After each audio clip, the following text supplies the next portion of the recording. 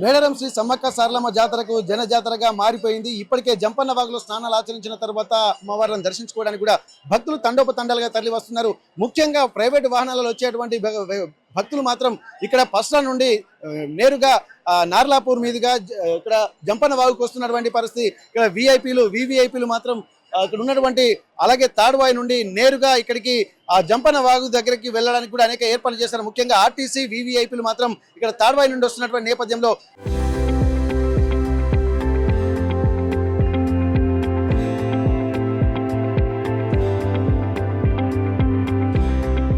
మొత్తం ఎక్కడ ట్రాఫిక్ ఇబ్బందులు కలగకుండా ఒక ప్రణాళికాబద్ధంగా ఉన్నారు.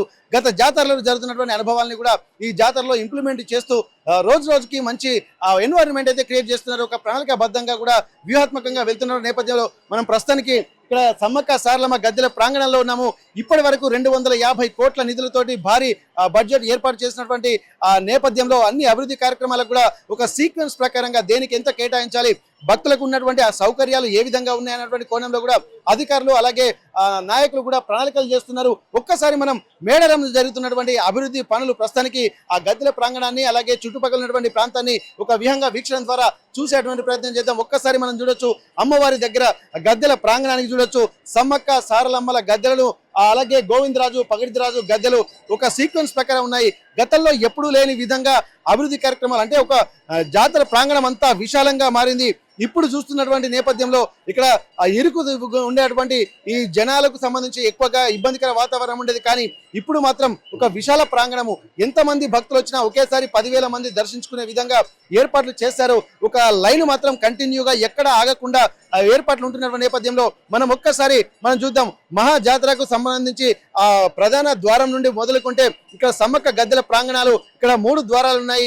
ఒకటి భక్తులు సాధారణ భక్తులు వచ్చేటువంటి ద్వారాలు, ఒకటి వివిఐపీలు వచ్చేటువంటి ద్వారాలు, అలాగే రాష్ట్ర గవర్నర్లు అలాగే ఆ ప్రోటోకాల్ ప్రకారం రాష్ట్రంలో అంటే నేషనల్ ఇంటర్నేషనల్ లీడర్లు రావడానికి కూడా మరొక ప్రాంగణాలు కూడా ఏర్పాటు చేశారు. ఎందుకంటే ఆ వచ్చేటువంటి విఐపీల లైన్ కూడా చాలా ఒక ప్రణాళికాబద్ధంగా ఉంది. నేరుగా సాధారణ భక్తులు కూడా ముందుగా సమ్మక్కలను దర్శించుకునే విధంగా సమ్మక్కలకు చూసినట్లయితే ద్వారాలన్నీ కూడా సమ్మక్క ప్రధాన ఆ ద్వారం వరకు వెళ్తున్నాయి. అక్కడి నుండి వెళ్తున్నటువంటి భక్తులు నేరుగా ఆ సారక్కను కూడా దర్శించుకుంటా ఉంటారు. ఇది ఎక్కడ ప్రవాహం ఆగకుండా 2 వైపుల నుండి ఇక్కడ ద్వారాలు అంటే ఆర్టీసీ ద్వారా ఆ వివిఐపీలు వచ్చేటువంటి ద్వారం ఒక అవుట్ సైడ్ ఉంది. ఇప్పుడున్నటువంటి వాళ్ళు దాదాపు ఇక్కడ నార్లాపూర్ పస్రా మీదుగా వచ్చి ఇక్కడ జంపన్న వాగులో స్నానాలు ఆచరించి కాలినడకన వచ్చేటువంటి భక్తుల ద్వారాలు కూడా ఇప్పుడు మనం చూస్తున్నటువంటి ఈ క్యూ లైన్లలో మనకు కనిపిస్తుంది. అంటే ఇక్కడ వచ్చినటువంటి భక్తులు ఎక్కడ ఆగకుండా కంటిన్యూగా ఫ్లోటింగ్ ఉండే విధంగా సమ్మక్కను దర్శించుకున్న తర్వాత సారక్కను, ఆ తర్వాత గోవిందరాజు పగిడిరాజు వీళ్ళని దర్శించుకున్న తర్వాత మళ్ళీ 2 ద్వారాలు కూడా బయటికి అంటే మనకు ముందు మ్యాప్ లో ఇచ్చిన విధంగా దానికి ఒక సత్ఫలితాలని ఇస్తున్నాయి అనుకోవచ్చు. కాకపోతే భక్తుల సంఖ్య రద్దీగా ఉన్నటువంటి నేపథ్యంలో ఇక్కడ ప్రాంగణాలను కూడా విశాలమైనటువంటి దారులు కూడా ఏర్పాటు చేయడం కూడా కొద్దిగా ఈసారి మాత్రం కలిసి వచ్చింది.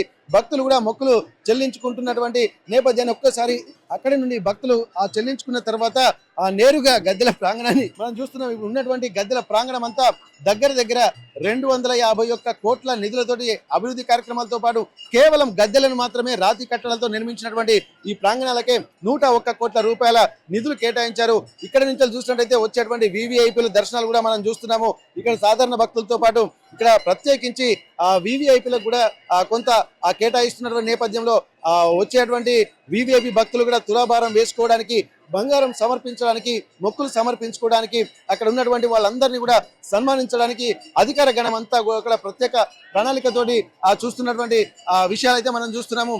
అక్కడి నుండి వచ్చేటువంటి వివిఐపీలకు కూడా ఒక సాదర స్వాగతం పలుకుతున్నారు. మంత్రి సీతక్క దగ్గర నుండి కూడా వచ్చేటువంటి భక్తులకు అలాగే వివిఐపీలకు కూడా ఎట్లాంటి ఇబ్బందులు కలగకుండా ముందస్తు ప్రణాళిక ద్వారానే వెళ్తున్నటువంటి పరిస్థితి. ఇవన్నీ చూస్తే ఇప్పుడు జాతర ఆరంభం మాత్రమే. 2026 జాతర అనేది చరిత్రలో నిలిచిపోనుంది.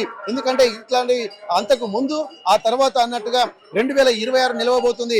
ఇక్కడి నుండి ఇక్కడ అభివృద్ధి కార్యక్రమాలతో పాటు చాలా మంచి ప్రహసనంగా మారేటువంటి అవకాశం నేపథ్యంలో వచ్చేటువంటి భక్తులు సమ్మక్కను, సారక్కను, గోవిందరాజును, పగిడిరాజును అలా దర్శించుకున్న తర్వాత నేరుగా బయటికి వెళ్తున్నటువంటి జనసంద్రాల్ని కూడా మనం చూస్తున్నాము.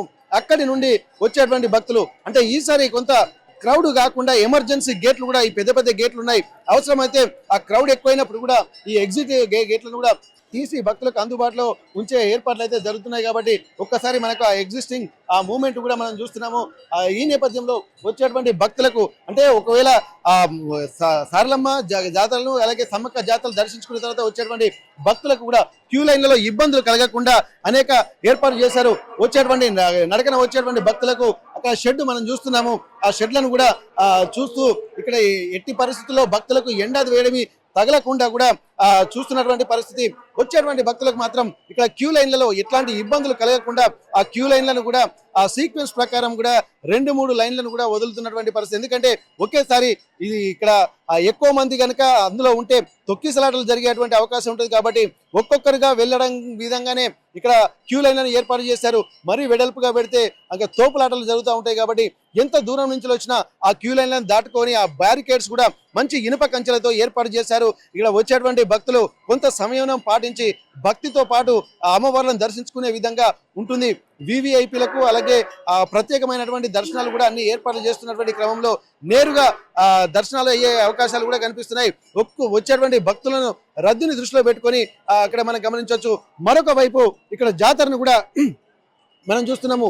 ఈ వివిఐపి లైన్ల నుండి బయటికి వెళ్తే అక్కడ ఉన్నటువంటి ఓపెన్ స్పేస్ అంతా కూడా భక్త జనంతో నిండిపోయేటువంటి అవకాశం ఉంటుంది. ఇక్కడ చూసినటువంటి ఆ ఓపెన్ స్పేస్ అంతా కూడా జనసంద్రంగా మారుతుంది. ఇప్పటి వరకే భక్తులు ఎంతో మంది లక్షలాది మంది భక్తులు మేడారం చేరుకున్నారు. అధికారుల లెక్కల ప్రకారం ఒక వారానికి 10 లక్షల మందికి పైగా ఇప్పటికే వచ్చారు.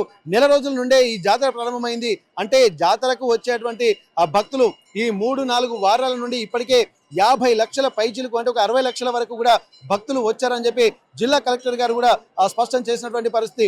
ఇక్కడ రాత్రి పూట కూడా వెలుగులు జిల్లులతో నిండేటువంటి మేడారం మహాజాతర మాత్రం ఆద్యంతం 4 రోజుల పాటు ఒక అద్భుతమైనటువంటి వాతావరణాన్ని క్రియేట్ చేసే విధానాలు మనకు కనిపిస్తున్నాయి. కాబట్టి ఈ జాతర కూడా నా భూతో నా భవిష్యత్ అన్నటువంటి విధంగా అధికారులు ఎక్కడ కూడా భక్తుల సౌకర్యాలను దృష్టిలో పెట్టుకొని ప్రణాళికలు చేశారు. చిన్న చిన్న లోపాలు ఉంటాయి కానీ అవి రెక్టిఫై చేసుకుంటుంది. డెవలప్మెంట్ అనేది కూడా ఒక కంటిన్యూస్ ప్రాసెస్. కాబట్టి దీన్ని దృష్టిలో పెట్టుకొని మహాజాతరకు మళ్ళీ వచ్చే మహాజాతరకు దృష్టిలో పెట్టుకుని భక్తులకు సంబంధించి ఏర్పాట్లు కూడా చేస్తున్నారు. ఇప్పటి వరకు 2 ఏళ్లకోసారి జరిగేటువంటి మహాజాతర ఒక సంవత్సరానికి కూడా మినీ మేడారంతో ఏర్పాటు చేస్తున్నారు. ఆ తర్వాత నెల నెలకు కూడా భక్తులు వస్తున్నారు. ఆదివారం అలాగే బుధవారం శుక్రవారాల్లో కూడా భక్తులు మాత్రం విపరీతంగా రెగ్యులర్ గా వస్తున్నటువంటి నేపథ్యంలో ఈ సిచ్యువేషన్స్ అంతా గమనించినటువంటి అధికారులు శాశ్వత ప్రాతిపదికన పనులు ఏర్పాటు చేసే విధంగా ఉంటున్నాయి. మహాక్షేత్రాలు తిరుపతి లాంటివి అలాగే కాళహస్తి కాళేశ్వరం లాంటి ప్రాంతాలు ఏ విధంగా అయితే ఉంటున్నాయో అలాగే పూరి జగన్నాథ్ రథయాత్ర సమయంలో భక్తులు ఏ విధంగా అయితే ఒకేసారిగా లక్షలాది మంది కోట్లాది మంది తరలి వస్తారో మేడారం మహాజాతరకు కూడా అంతటి భక్తులు తరలి వచ్చేటువంటి అవకాశాలు గుర్తించినటువంటి అధికారులు అలాగే రాష్ట్ర ప్రభుత్వంతో పాటు కేంద్ర ప్రభుత్వం కూడా ఈసారి ఇనిషియేషన్ తీసుకొని 3,70,00,000 రూపాయలు కూడా జస్ట్ పూజా కార్యక్రమాల కోసం సౌకర్యాల కోసం ఏర్పాటు చేసినటువంటి పరిస్థితి. అంటే కేంద్రం కూడా దృష్టి సారిస్తున్నటువంటి పరిస్థితి కూడా మనకు కనిపిస్తుంది. ఎందుకంటే ఆధ్యాత్మికత పెరుగుతుంది, భక్తిభావం పెరుగుతుంది, క్రమశిక్షణ పెరుగుతుంది. ఒక మంచి సన్మార్గం వైపు వెళ్ళాలంటే ఇట్లాంటి భక్తి ప్రపత్తులు చాటుకోవాల్సినటువంటి అవసరం కూడా చాలా కనిపిస్తుంది. కాబట్టి ఆ భక్తులందరూ కూడా ఎంతో మంచి ఉత్సాహంతో వచ్చి ఎట్లాంటి ఇబ్బందులు కలగకుండా వెళ్ళాలన్నటువంటి ఒక తలంపుతోటి కూడా అధికారులు కూడా తీవ్ర ప్రయత్నాలు చేస్తున్నారు. ఆ ప్రయత్నాల్లో సఫలీకృతం అవుతూ కొంత కూడా ఉంటుంది. కానీ మరికొంత సమయం చూసినట్టయితే ఎప్పటికప్పుడు వచ్చేటువంటి భక్తులు రద్దీ పెరుగుతున్న కొద్దీ కొత్త సమస్యలు కూడా వస్తూ ఉంటాయి. ఆ సమస్యలు కూడా సార్ట్అవుట్ చేయడానికి ఎప్పటికప్పుడు ఒక టీం కంటిన్యూగా పనిచేస్తూనే ఉన్నటువంటి పరిస్థితి. ఒక్కసారి మనం చూడొచ్చు మేడారం మహాజాతర వ్యవస్థ అంతా కూడా చాలా ఈ రోజే మొదలైంది అనుకోవచ్చు. ఎందుకంటే ఒక విధంగా చెప్పాలంటే జాతర మహాజాతర పనులు మాత్రం ఎప్పటి నుండో చేస్తున్నారు, భక్తులు కూడా వస్తూనే ఉన్నారు. కానీ ఈ 4 రోజులు మాత్రం చాలా ప్రధానంగా చెప్పుకోవచ్చు. ఈ రోజు సమ్మక్క సారలమ్మలు ఇక్కడ వచ్చేటువంటి అవకాశం ఉంటుంది. ఈ రోజు మాత్రం సారలమ్మ గోవిందరాజు పగిడిద్దరాజులు గద్దెల మీదకి వచ్చి కొలువు తీరుతూ ఉంటారు. మరోవైపు సమ్మక్క కూడా ఇక్కడ పక్కనే ఉన్నటువంటి ఆ చిలకల గుట్ట నుండి కూడా వచ్చి ఇక్కడ భక్తులకు దర్శనం ఇవ్వనుంది.